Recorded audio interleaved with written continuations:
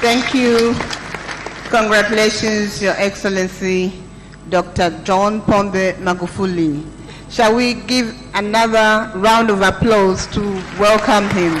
And I want to see it done the Tanzania way as well. We don't do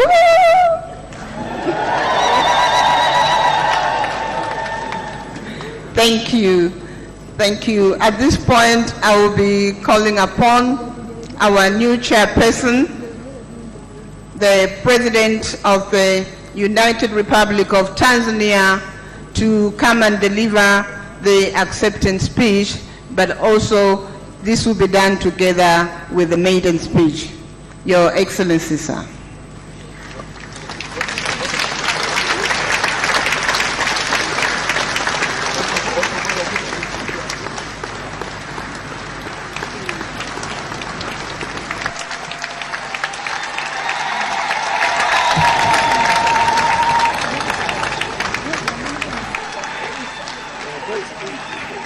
Thank you, thank you, thank you.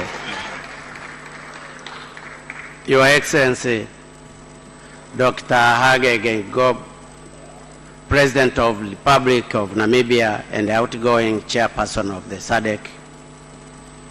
Your Excellency, Edgar Chagwa Lungu, President of the Republic of Zambia and outgoing chairperson of the SADC organ on politics, defense and security cooperation.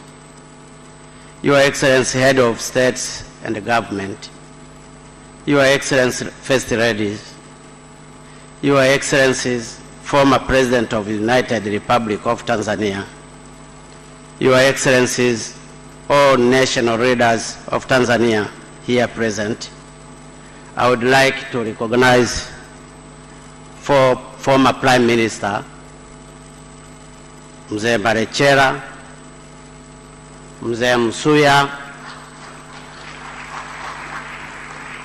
Mzee Pinda, and Mzee Joseph Sinde Warioba. They are all former prime ministers and they happen to work with Nyerere in different capacities. I would also like to recognize Deputy Prime Minister from Namibia, to whom she worked here as a freedom fighter. And during that time she was called Mama Namibia, Mama Swapo. And her name was Ndaitwa Natumbo Nandi.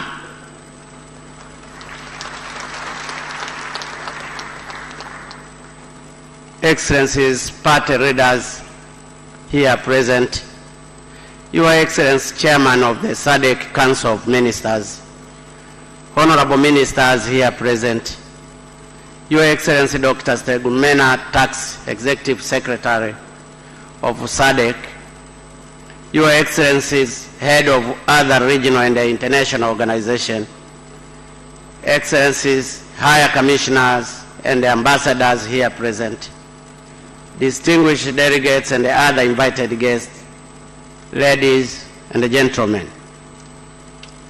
I feel greatly honored and yet privileged to be given this rare opportunity to address this assembly for the second time this morning. Unlike the first time, this time around, I stand before Your Excellencies when you have given me a huge responsibility to chair this organization for the next 1 year. Allow me, therefore, on behalf of the government and people of the United Republic of Tanzania, as well as that of my own, to thank Your Excellencies, Head of States and the government of the SADC, for the trust you have bestowed on me. Indeed, being a chair of this body is a great honor, not only to me personally, but also to the government and the people of Tanzania. I thank you very much. I know this is not an easy job. It comes with the high expectation, but I humbly accept this responsibility. I'm confident that with Your Excellency's support and cooperation, I will be able to live to your expectation and to the expectations of the people of this sub-region. And to be honest, I have no reason not to believe that you will offer me all the needed support during my tenure. You have been doing so since my inauguration as President of the United Republic of Tanzania in November 2015. In this connection, this being the first SADC summit to attend, I would like to take the advantage of this occasion to thank Your Excellencies, Head of States and the Government of the SADC for the support and the cooperation you have been extended to me since I took over the leadership of my dear country, Tanzania. I greatly appreciate your support and the cooperation, and it is my desire to strengthen further this cooperation and the partnership for the benefit of our community and all our member states. Your Excellencies, may I also seize this opportunity to assure Your Excellencies, and wherever had any cause of doubt, that Tanzania is fully committed to SADC, its vision, goal, principles, and ideas. Indeed, we always consider SADC as an integral part of our future. This is why we have continued to be an active member of SADC and effectively participates in the implementation of its various initiatives and programs. In short, I wish to assure Your Excellencies that during my tenure as the President of this country, the Tanzania that you very well know will remain the same. I promise to follow the footsteps of all my predecessors, the late father of the nation, Mwalimu Julius Nyerere, and their Excellencies Ali Hassan Mwinyi, Benjamin William Mkapa, and Jakaya Mlisho Kikwete, to whom you see them here. I know it is not an easy task, but I will try to the best of my ability, and it's my hope God will help me. Your Excellencies, ladies and gentlemen, before I proceed with my address, I would like to acknowledge the exemplary leadership of the community by the outgoing chair of SADC, His Excellency President Dr. Hage Geingob, during the past 1 year. Indeed, as his deputy, I must admit that I benefited from his huge experience, which I believe will help me for the new role I have just assumed. I particularly wish to commend the outgoing chair for his dedication and commitment on the issues of infrastructure, development, and youth empowerment, as well for ensuring that SADC actively participated and played its role in the effort towards reducing the effect of Cyclone Idai and Kenneth that had affected some SADC member states. In these connections, allow me once again to extend my condolence and sympathy to all member states that were affected by these unfortunate and tragic events. I wish also to pay a glowing tribute to my brother, His Excellency Eddie Gachagua Lungu of Zambia, and the outgoing chairperson of the SADC organs of politics, defense, and security cooperation for his tireless effort to promote peace, stability, and democracy in our region. During his tenure, 6 member states held their elections peacefully: Comoro, DRC, Eswatini, Madagascar, Malawi, and South Africa. In this regard, I am sure you will all join me in congratulating their Excellencies Andre Rajoelina of the Republic of Madagascar, Azaria Salman of the Union of Comoro, Cyril Ramaphosa of the Republic of South Africa, and Peter Mutharika of Republic of Malawi for the victories and their respective countries. But in a very special way, I salute my dear brother, His Excellency Felix Tshisekedi, for emerging victorious in democratic elections, which enabled a peaceful transfer of power for the first time in DRC since its independence in 1960.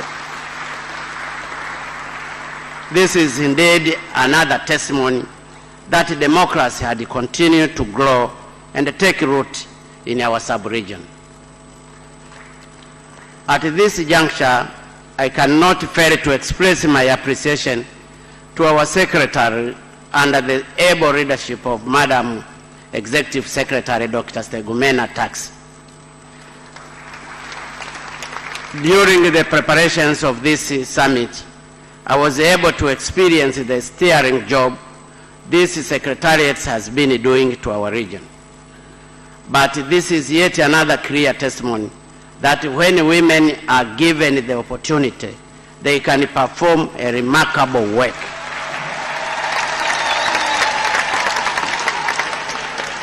It is for this reason also, we in Tanzania decided in 2015 to elect a woman as our Vice President, Her Excellency Samia Suluhu Hassan.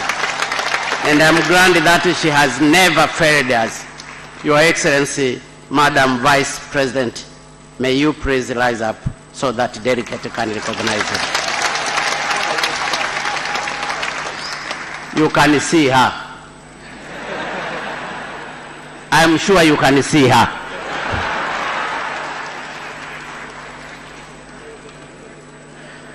Your Excellency, distinguished invited guests, ladies and gentlemen, it is an open secret that since its inception, SADC has recorded some important milestones.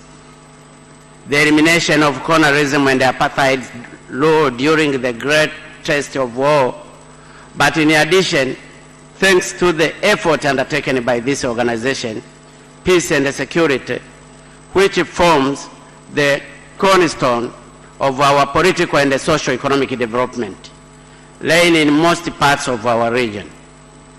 Indeed, there is no more peaceful and stable regions on our continent than SADC region. I should also remind that since the launching of the SADC free trade area in 2008, intra-regional trade within the SADC regions has been growing steadily from 16% of the region GDP to 22% in 2018. This is indeed a very significant achievement. It is pleased also to note that a strong democratic culture is now entrenched in our region, and peaceful changes have become the norm. Excellencies, ladies and gentlemen, despite this achievement, our region is still confronted with a number of challenges. Yes, number of challenges. There are still many challenges facing our region. Due to the time constraints, I will only highlight 3 of them. Excellencies, shortly I have mentioned that the SADC region is a peaceful and more stable than any other part of this continent. This is not to say, however, that our region is free from conflict. In some of our countries, conflict situations still exist. In addition, there is other security threats including international terrorism, organized crime, climate change, drought, flood, hunger, disease that continue to face our region. It is therefore imperative that we continue to work together to address these challenges. This is important because as we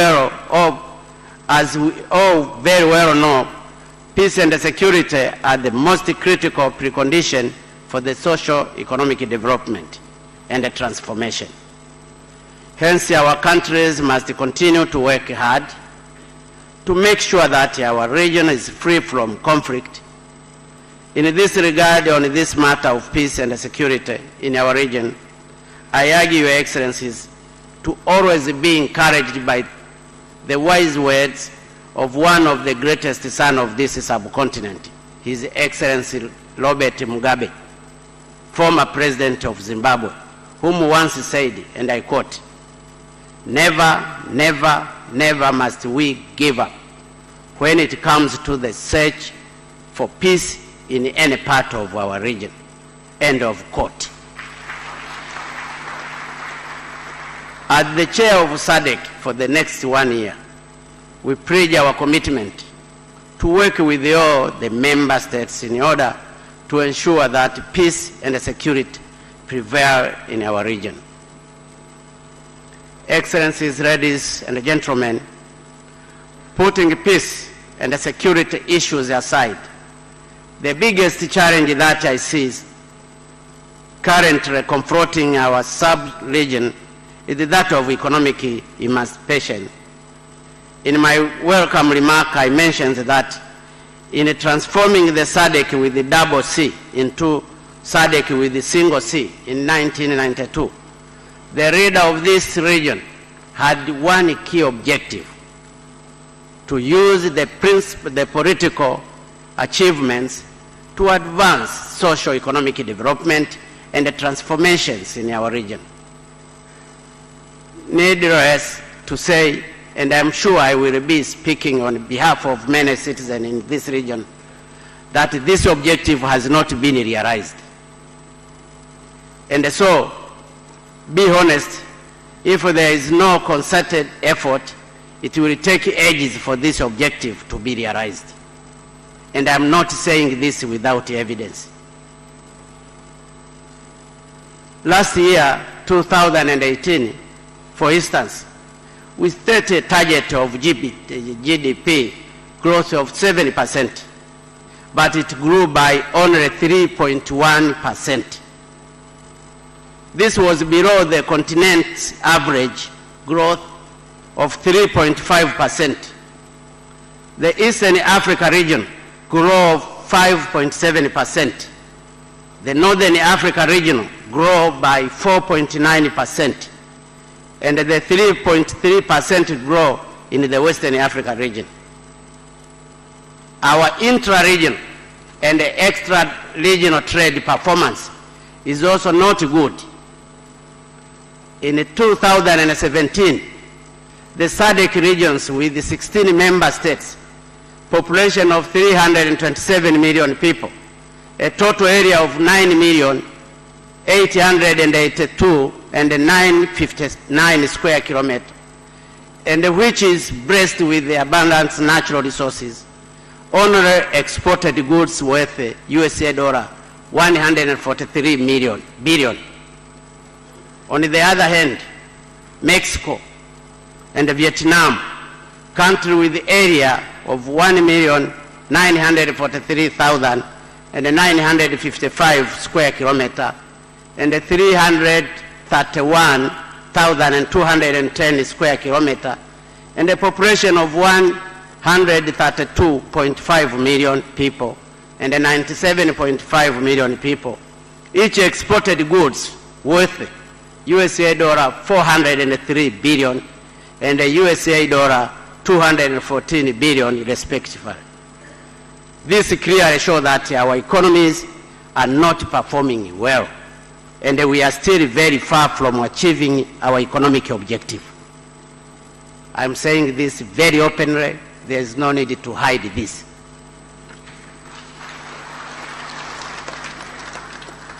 Excellencies, of course there is many reasons why our economy are not performing as expected. One of them being lack of information on the opportunities available in our respective countries. In May this year, for instance, I had the opportunity to visit 4 SADC countries. 3 of them, due to the drought and other natural disaster, were experiencing shortage of food. It surprised me to hear that those countries were planning to import food stuff from outside Africa, while in Tanzania we were struggling to find a market for 2.5 million tons of food, which was a surplus. But that is just one example. Due to lack of information, our countries are also importing cars, sugar, and fuel very far away from our region, while some SADC member states, South Africa, Mauritius, and Angola, for instance, are producing the same respectively. Importation and importation costs also contribute to the poor economic performance of our region. Studies have shown that the cost relating to customs in our region are 3 times higher than in Asia and 5 times higher than in the OECD countries. This cost, compounded by transportation cost, make the situation even worse.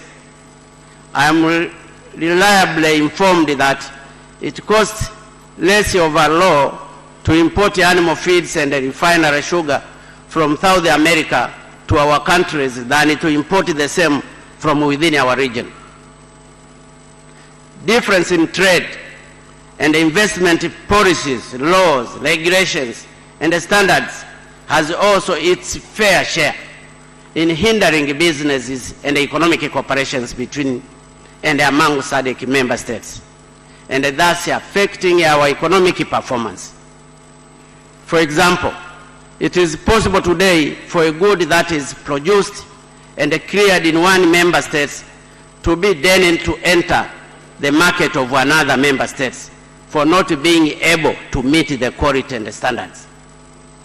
Why can't we harmonize our policy, laws, regulations, and the standards, and therefore be able to increase the volume and the value of our intra and extra regional trade? Unless we do that, it will remain a daydream for our region to fully realize its economic objectives. Your Excellencies, at this juncture, allow me also to mention that apart from these 3 challenges that I have mentioned and highlighted, there is one more challenge that hinders our effort towards economic emancipation, which to me is the biggest of all. That challenge concerned the low level of industrialization in our region. Your Excellencies, history has taught us that no country or region in the world has ever developed without undergoing the process of industrialization.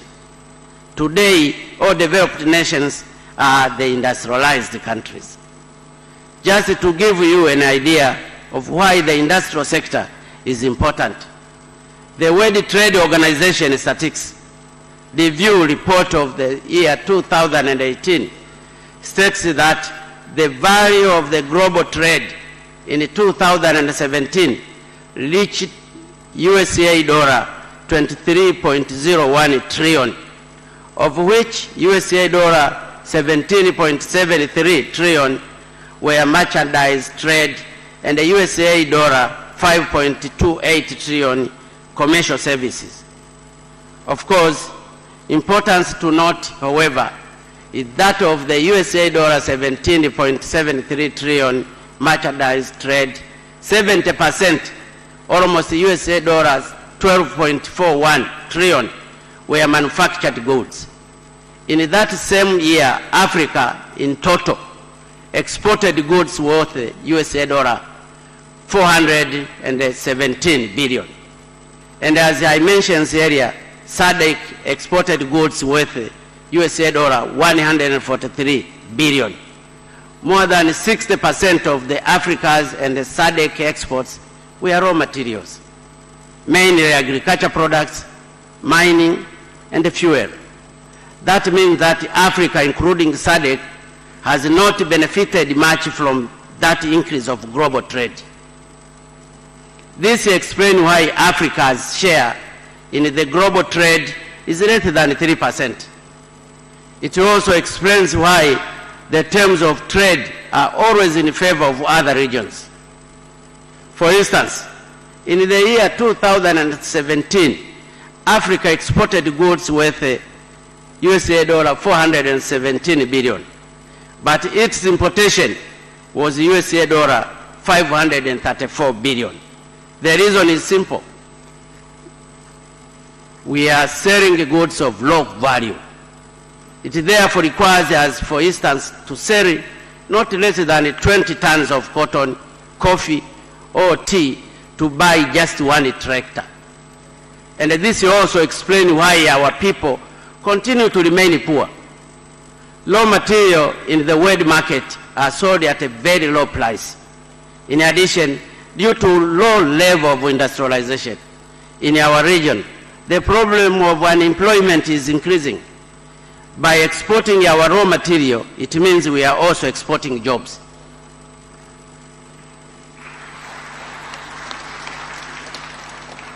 Your Excellencies, distinguished invited guests, ladies and gentlemen, it is against this background that I would like to seize this opportunity to commend SADC for adopting the industrialization strategy and the roadmap from 2015 to 2063. I also commend the decision that industrialization is a priority in each year's SADC summit theme, and for introducing industrialization week prior to each ordinary summit. I am confident that this effort will go a long way in promoting industrialization in our respective countries and the region at large. In this respect, I wish to ensure this august body that issues pertaining to industrialization will be the top priority of our chairmanship. In this respect, I once again wish to applaud the effort undertaken by our outgoing chair, Namibia, in improving infrastructure in our region. It goes without saying that infrastructure is in addressing all impediments and bottlenecks, including transit delay, bureaucratic red tape, corruptions, and etc. This is why Tanzania has chosen a conducive business environment for inclusive and sustainable industrial development, increased intra-regional trade, and job creation to be the theme of the SADC during her chairmanship. It is our sincere hope that the implementation of this theme will serve as a catalyst for sustainable industrial development, increased intra-regional trade, and job creation in our region. Your Excellencies, Head of States and Government, before I conclude my statement, allow me to say what I have always been telling my compatriots, and I'm sure you always do, that our country are not poor. Our country are not poor. They are very rich. We have all the resources to make us rich.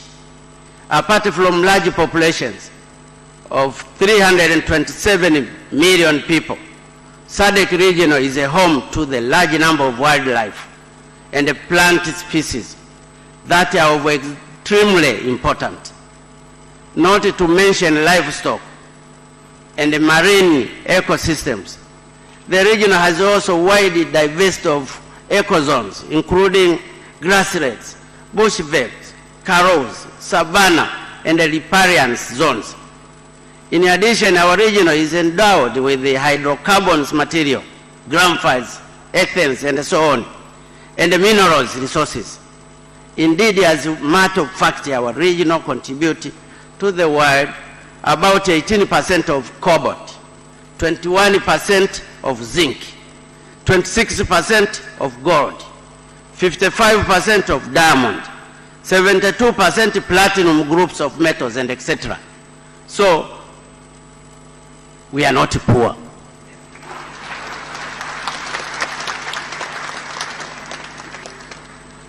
These are indeed resources that one can hope to have in order to be rich. We must therefore work together to ensure that we exploit and utilize these resources for the benefits of our country and our people. This is important because it is only through cooperation that we will be able to utilize these resources effectively and achieve our objective. And this is what the founding fathers of this organization and our respective countries, including the late Mwalimu Julius Nyerere, Mzee Kennedy Kaunda, the late Samora Machel, the late Agustine Neto, the late Sese Kama, the late Nelson Mandela, Mzee Robert Mugabe, Mzee Samu Mjoma, just to mention a few, have taught us that the power of unity, when it is channeled with purpose to achieve an objective, can provide a remarkable result.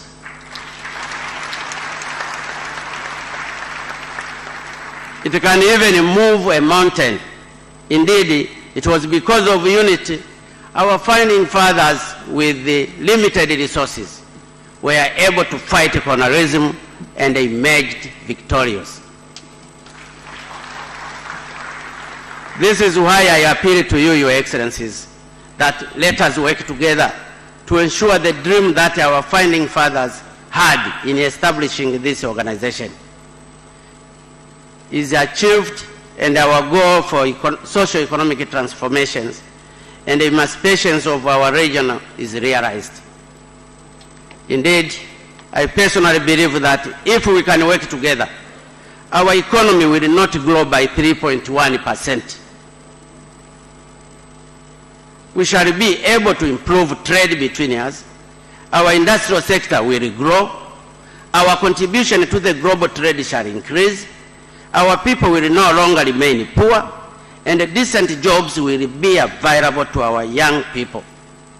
In addition, I believe if we work together, peace and security will prevail in our region, and we shall also have a strong early warning mechanism and a system that will help us deal or reduce the impact of these natural disasters. Your Excellency, I have urged you to work together in order to achieve our objective. However, at this juncture, allow me also to challenge our Secretariat.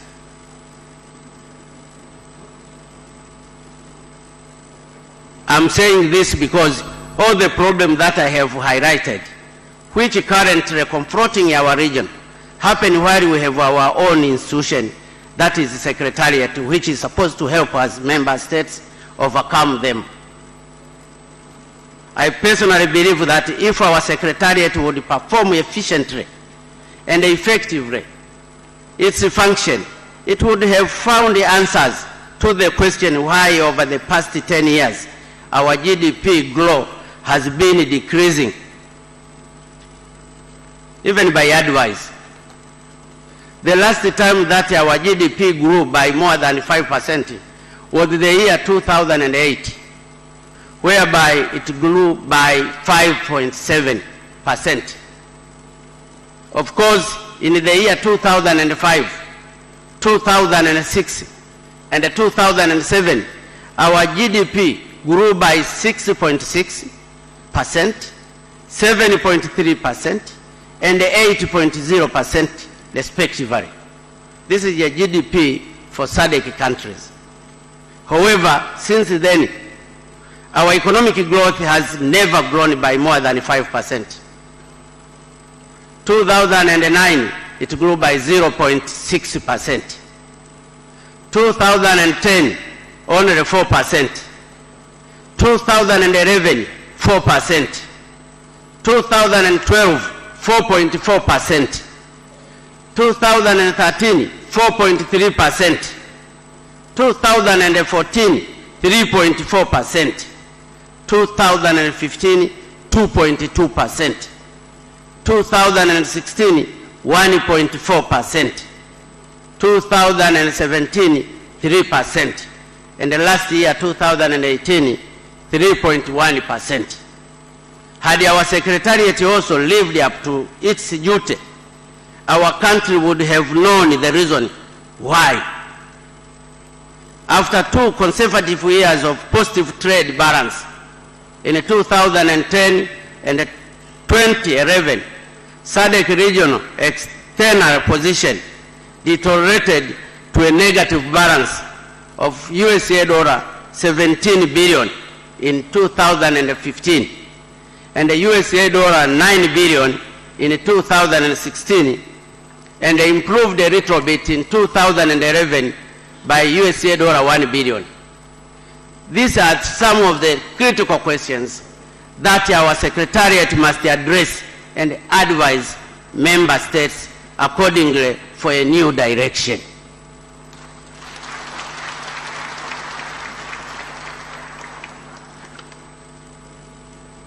Your Excellencies, ladies and gentlemen, I would be remiss of me to end my speech without saying anything on Zimbabwe.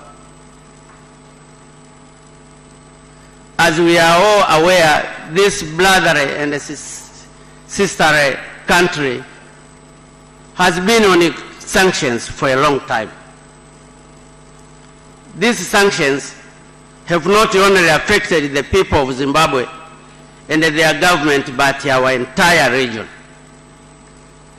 It is like a human body. When you chop one of its parts, it affects the whole body.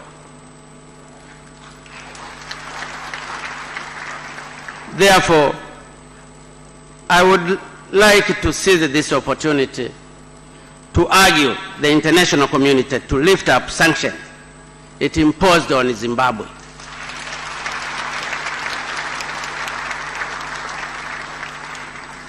This brotherly country, after all, has now opened a new chapter, and it is ready to engage with the rest of the world. It is therefore, I believe, in the interest of all parties concerned to see these sanctions be removed. In this respect, I wish also to urge all SADC member states to continue to speak with one voice on the issue of Zimbabwe. Long live SADC, long live Africa, a luta continua. I thank you for your kind attention. Asante sana.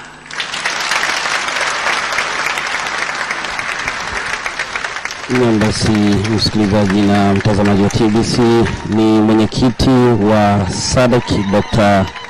John Magufuli ambaye ni rais wa Tanzania, akihitimisha hotuba yake ambayo kwa muhtasari ameahidi kuendeleza iliyofanywa na mtangulizi wake, lakini pia kuimarisha swala la amani na utulivu.